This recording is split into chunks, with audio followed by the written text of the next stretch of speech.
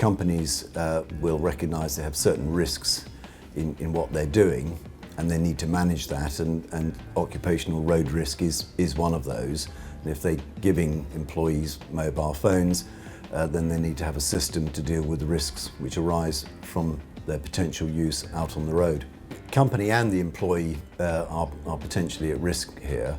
Obviously the individual who's behind the wheel and using their mobile phone are going to be the first port of call for the police to investigate for the sort of causing death by dangerous and careless driving type offences. I think that any piece of technology which can be developed for prevention of distraction with driving must be ultimately a good thing. So an anti-distraction type device to shut items down in the vehicle whilst it's being driven must, in my view, be a good step forward. I think that a robust policy is one half of the equation, and it's always the way with any risk management situation. You've got to have the system and then ensure if there's anything technological which can cross over between the vehicle activity and the use of the mobile phone, then clearly that's going to make it a much easier job.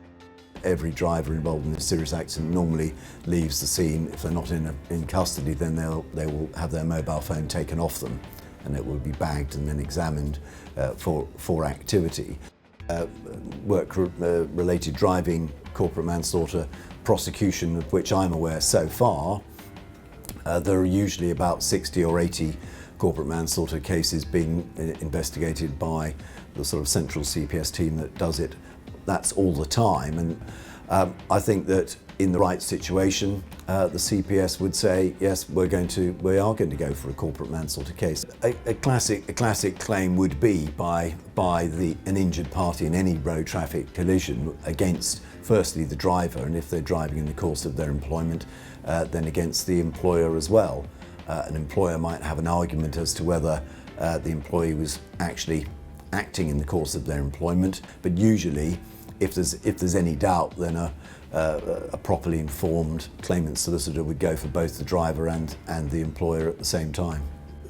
If you are a big fleet operator and you're building new vehicles, I would have thought follows that you would want to put technology in it to show that you're improving the safety standards, not only for your employees in vehicles, but also people outside the vehicle when it's on the road. And big operators should probably be leading the field. Risk has been legally defined by the Supreme Court as anything that any reasonable person would recognise and want to take steps to guard against. Disabling the device once the vehicle moves off, the technology is there, and obviously you've got it, but that's certainly one very good way of limiting or removing the risk.